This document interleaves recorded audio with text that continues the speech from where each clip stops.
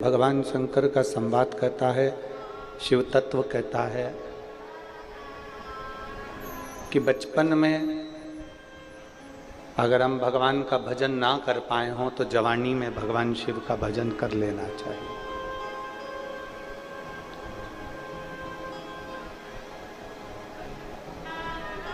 क्योंकि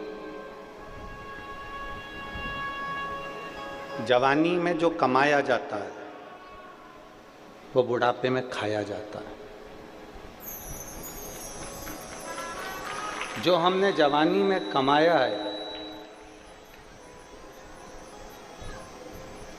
कई बुजुर्ग माताएं यहाँ पर बैठी हुई हैं, कई बुजुर्ग पुरुष यहाँ पर बैठे हुए हैं। जितनी बहू फुर्ती में काम नहीं करती, उससे ज़्यादा बूढ़ी माँ फुर्ती में काम कर लेती है। जितना बेटा फुर्ती में काम नहीं करता, उतना उसके पिता फुर्ती में काम कर लेते हैं।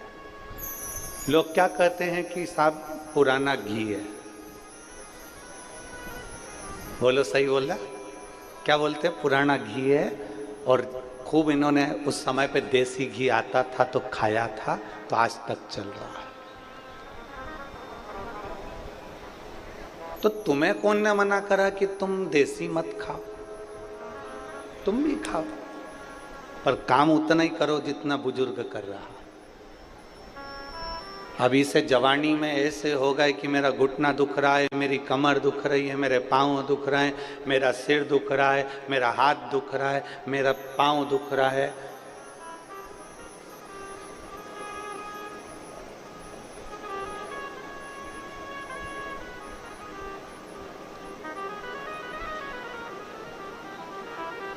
कौन मना कर रहा? जवानी में खाया हुआ बुढ़ापे तक रहता है, तो जवानी में कमाया हुआ भी बुढ़ापे तक रहता है, तो जवानी में किया हुआ भजन भी मरते दम तक रहता।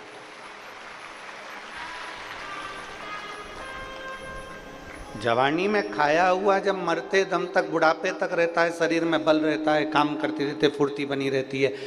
जितना नवयुवक बेटा बेटी काम नहीं कर पाते, उससे दुगना बुजुर्ग काम कर लेते। आज 45-50 साल की अगर बहू है, 45 साल 50 साल की कोई बहू है, तो वो अपने आप में बूढ़ा समझने लगती है कि अब हम तो भैया अब हमसे नहीं बनता। वो अपने आप में कह देती है कि अब मुझसे नहीं बनता। और उसकी सास बेटी है घर में 72 साल की, 75 साल की, और अभी भी कपड़ा लेके बैठ जाती है और धीरे धीरे लगी रहती है। अगर कपड़े में नहीं करेगी तो कपास लेके बैठ जाएगी, बत्ती बनाती रहेगी। मतलब वो फ्री नहीं बैठी है।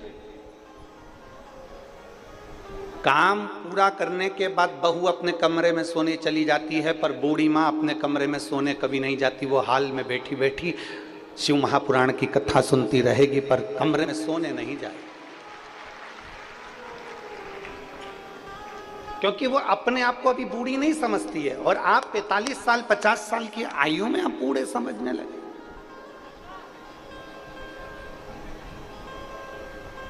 अपने विल पावर को मजबूत करो मेरी जीजियों।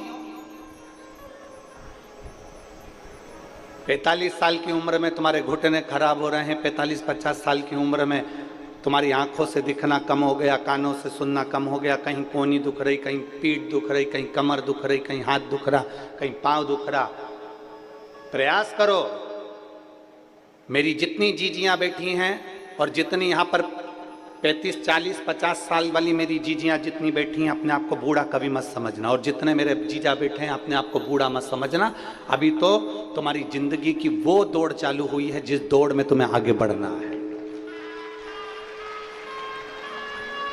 ये जिंदगी की वो दौड़ है जिसमें हमें आगे की ओर बढ़ते चले जाना। कभी बूढ़ा होने का प्रयास नहीं है हमारे जीवन में। हमने अपने आप में हमने ये फीलिंग कर ली कि अब मेरे से नहीं होगा, अब मुझसे नहीं होने वाला। एक चरित्र आता है बहुत सुंदर। एक बूढ़ी अम्मा थी, एक बूढ़ी माँ, एक बूढ़ी आई शंकर जी के मंदिर में जाती थी, लोटा भर के जल चढ़ाती थी और वहां अपने घर से कपड़ा लेकर जाती थी और उस कपड़े से पूरे मंदिर को जम के बोलो जरा साफ कर देती। अब बूढ़ी आई तो बूढ़ी आई, और जितनी समझदार घर के बुजुर्ग होते हैं उतना समझदार दुनिया में कोई नहीं हो सकता। घर के बुजुर्ग की जिसने इज्जत कर ली है ना, उसकी चित्तवृत्ति में बैठ गया कि ये बुजुर्ग को जानना बड़ा कठिन काम है। बूढ़ी आई ने लोटा भर के गल से जाती, एक लोटा पानी ले जाती, शंकर जी को चढ़ा देती, पोछा लगा देती।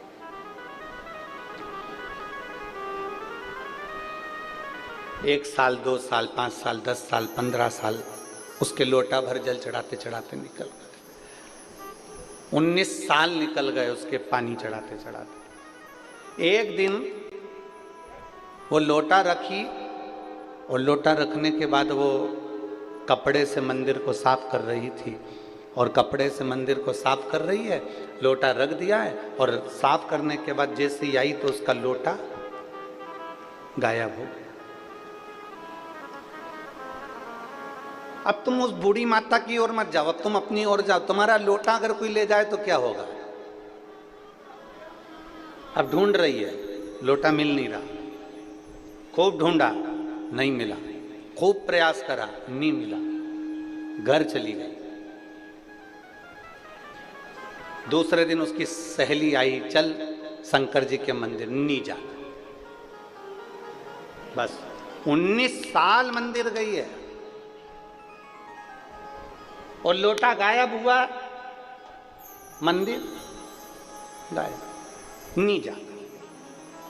एक दिन पूरा निकल गया, उसकी पड़ोसन फिर आई, उसकी पड़ोसन ने कहा चल मंदिर चल, नहीं जाना, मेरा लोटा कोई ले गया, जब तक मेरा लोटा नहीं आएगा तब तक मैं मंदिर नहीं जाऊंगी।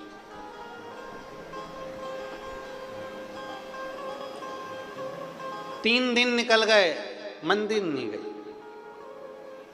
अब शंकर जी को इसकी याद आ गई।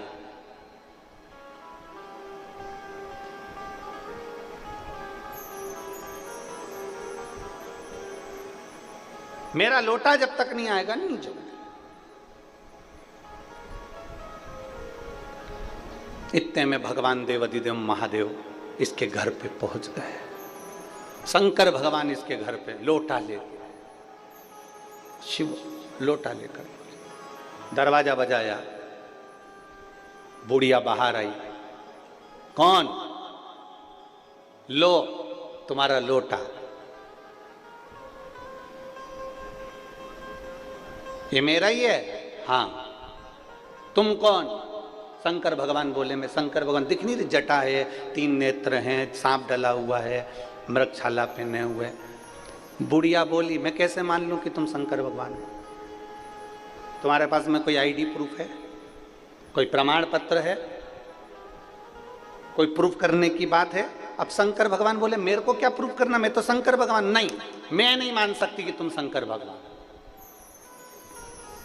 19 साल लोटा भर के जल चढ़ाया, कभी नहीं आए, तो मैं कैसे मान लूं कि तुम शंकर भगवान? शंकर भगवान बोले मैं तेरे सिर की कसम खा के कह रहा हूं कि मैं शंकर भगवान। बूढ़ी अम्मा बोली रे फालतू की बात कर मती, अभी 83 साल की हूं, इतनी जल्दी मरना चाहती नहीं, तू मेरी झूठी कसम खा मत। तेरे पास अगर कोई प्रूफ हो तो बता। तो इतने में शंकर जी ने पूछा तुझे किससे प्रूफ चाहिए? तो बूढ़ी अम्मा बोली अगर पार्वती जी मेरे सामने आकर बोलेगी कि ये शंकर भगवान है तो मानूंगी, नहीं तो नहीं मानूंगी। पार्वती जी बोले मेरे सामने आकर कि ये शंकर भगवान है, तो भोलेनाथ जी ने डमरू बजाया, डमरू बजाते से पार्वती जी आ गई। पार्वती जी जो सी आई, आते से पार्वती जी ने कहा ये मेरे स्वामी शंकर भगवान है। इतने में बुढ़िया बोली मैं तो पहले से ही जानती थी। बुढ़िया बोली मैं तो पहले से ही जानती थी। तो फिर मान क्यों नहीं रही थी? क्योंकि अकेले आए थे, तेरे को लेकर नहीं आए थे, दोनों का साथ दर्शन करना था, इसलिए मैंने बुलाया। मैं पहले जानती थी।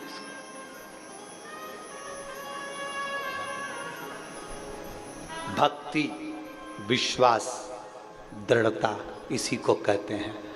जब हम देवाधिदेव महादेव के रोज मंदिर जाते हैं, प्रतिदिन हम भगवान के मंदिर जाते हैं, जब हम कथा को श्रवण करने का नियम बनाते हैं कि मुझे 5 पंडाल में बैठकर कथा सुनना है, मुझे 5 स्थान पर बैठकर कथा सुनना है, मुझे 12 ज्योतिर्लिंग में से किसी एक ज्योतिर्लिंग में बैठकर कथा सुनना है, मुझे किसी तीर्थ में बैठकर कथा सुनना है, मुझे कथा के पंडाल में बैठकर कथा सुनना है। जब हम कुछ नियम बनाते हैं, 19 साल उसने नियम बनाया, तो मेरे भगवान को उसके दरवाजे पर लोटा वापस देने के लिए आना पड़ा। जब हम थोड़ा सा नियम बनाते हैं, हम मंदिर जाना प्रारंभ करते हैं, हम भगवान की भक्ति करना प्रारंभ करते हैं, हम भजन करना प्रारंभ करते हैं, जब हम भजन करना प्रारंभ करते हैं तो तुम्हें लगता है कि हम भगवान को याद कर रहे हैं, पर नहीं। शिव पुराण कहती है भोलेनाथ तुमको याद करता है और तुम्हारे पास आने का प्रयास।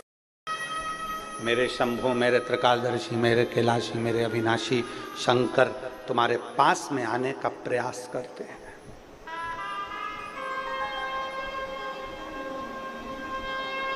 बुखार आता है, अरे बोलो तो जम के।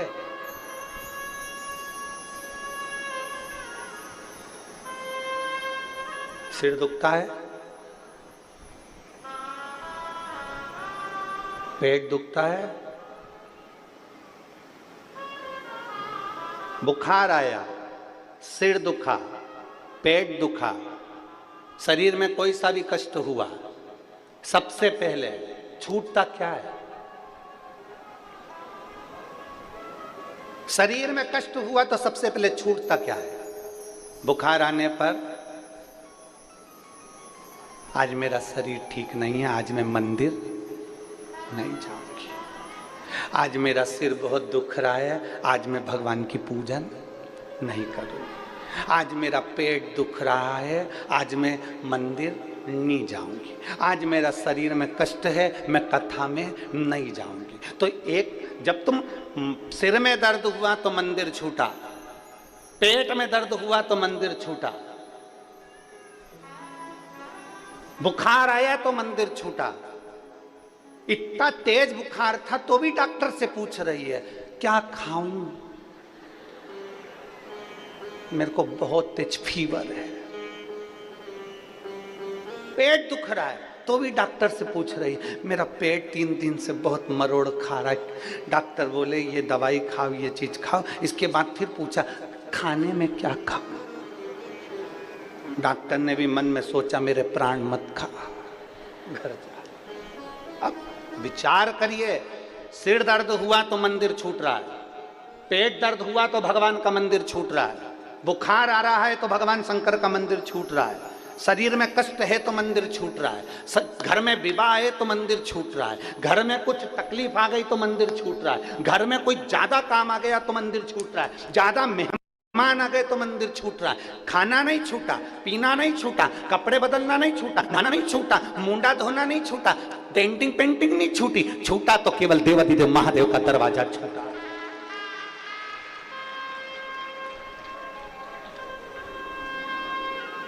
आज बहुत सारे मेहमान आए, आज मैं मंदिर नहीं जाऊंगी। तो इतने सारे मेहमान आए तो मुंडा भी मत हो। फिर सबसे पहले मेहमान आए तो ऊपर कमरे में गई और 4 बार दर्पण में देखी, आंख फाड़ फाड़ के, अच्छे अच्छे बढ़िया दिख रही। और उसके बाद मुंडा धोने के बाद में ना जाने कौन कौन से 3-4 क्रीम थे वो सब लगा लू के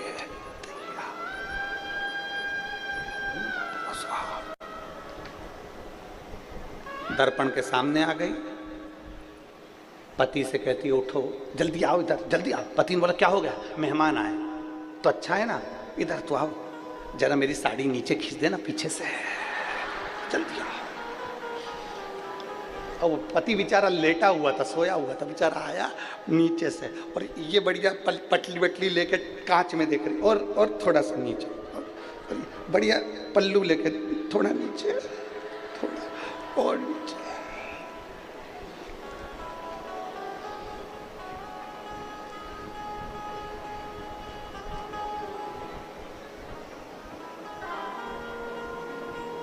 पहले होती थी पत्नी, अब हो गई मैडम। पति को दिन भर डम डम, अब क्या कर, जरा खींचना।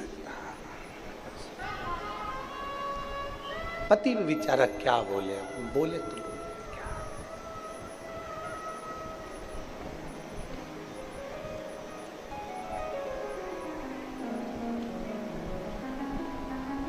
पति कुछ नहीं बोल सकता। एक रामायण में कथा आती है, आपने सुनी है? वो सुग्रीव का बड़ा भैया, क्या नाम था, बाली, उसके सामने जो जाता था उसका आधा बल सुग्रीव में आ जाता था। बोलो सही है कि गलत है? अरे बोलो तो जम के। वो बाली उसके सामने जो जाता था उसका आधा बल उसमें आ जाता था। बाली गया, बाली के बाद हो गई घरवाली। घरवाली के सामने जब भी कोई जाता उसका आधा बल इसमें आ जाता है। बोल ही नहीं पाता वो, बिल्कुल भी एक शब्द नहीं बोला कि मैं साड़ी ठीक नहीं करूं, मैं सो रहा था, तूने जगाया कैसे, तूने ऐसा शब्द बोला कैसे, तूने ऐसा क्यों कह दिया, नहीं। पर वही शब्द अगर माँ कह दे, वही शब्द अगर पिता कह दे, बेटा ये काम है कर कर आना, तो नहीं करेगा महाराज। क्योंकि उस वो बोले तो बोले कैसे, वो कहे तो कहे कैसे।